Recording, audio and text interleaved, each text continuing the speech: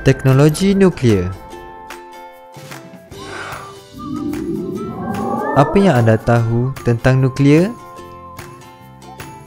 Kebiasaan, nuklear dikaitkan dengan senjata dan letupan bom, seperti yang berlaku di Hiroshima dan Nagasaki, Jepun, dan kejadian gempa bumi di Fukushima, Daiichi.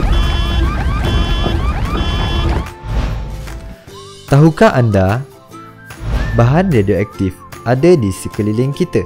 Sebagai contoh, pisang mengandungi potasium.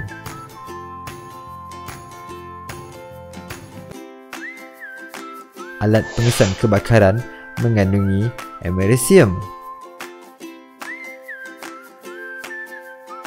Lantai jubin mengandungi radon.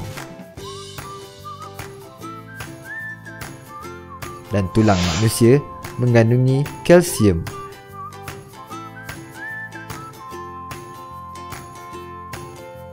Kesemuanya mengandungi bahan radioaktif dalam kuantiti kecil. Mari kita mengenal dan terokai teknologi nuklear. Ini adalah simbol nuklear. Di manakah kita boleh lihat simbol ini?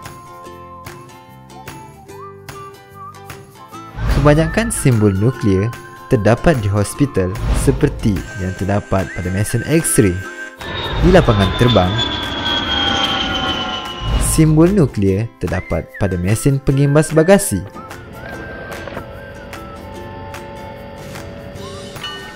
Di pelabuhan, simbol nuklear terdapat pada mesin pengimbas kontena.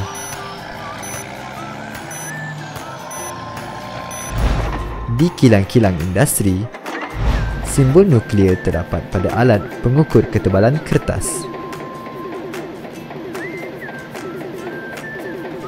Bahan radioaktif mempunyai beberapa sifat. Pertama, bahan radioaktif tidak boleh dikesan melalui panca indera manusia. Ia tidak boleh dilihat, dengar, hidu, rasa dan sentuh.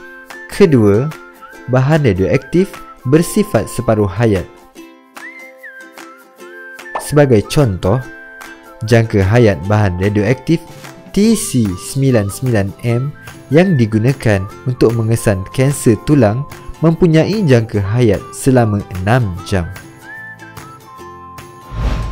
Bahan radioaktif hanya boleh dikesan menggunakan peralatan khas, antaranya survey meter,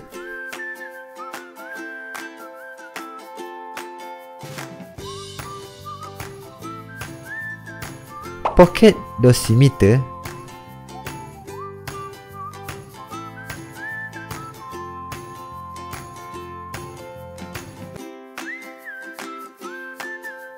TLD,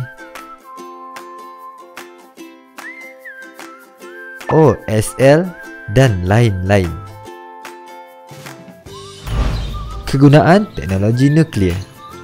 Mari kita lihat manfaat teknologi nuklear dalam kehidupan seharian kita.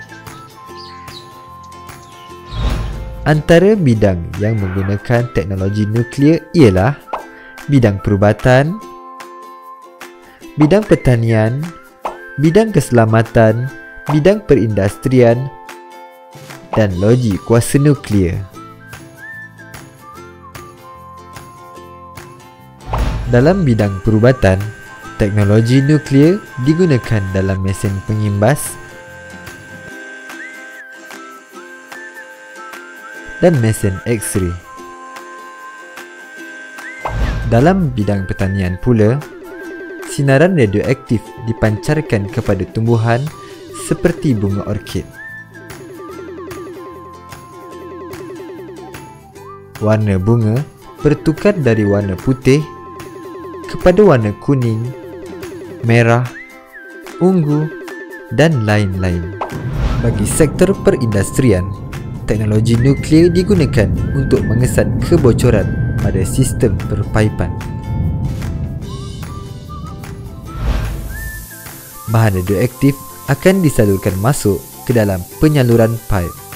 Jika terdapat kebocoran, bahan radioaktif akan keluar melalui lubang yang bocor dan survey meter digunakan untuk mengesan kedudukan kebocoran pada pipe tersebut.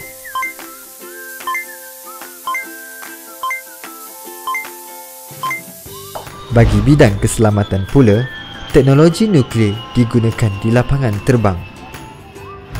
Mesin pengimbas bagasi yang merupakan punca sinaran X-ray buatan yang memerlukan kuasa elektrik untuk dihidupkan.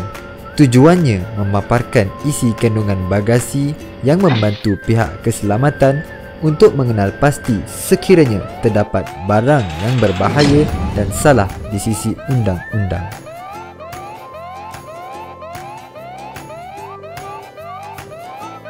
Loji tenaga nuklear. Antara kebaikan penggunaan loji tenaga nuklear adalah tiada pelepasan karbon dioksida. Tenaga nuklear mampu menghasilkan tenaga elektrik yang banyak serta mesra alam dan bebas daripada pencemaran.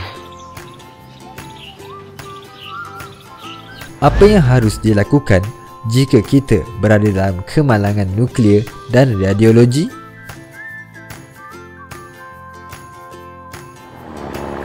Sebagai contoh, kenderaan yang membawa bahan radioaktif terlibat dalam kemalangan.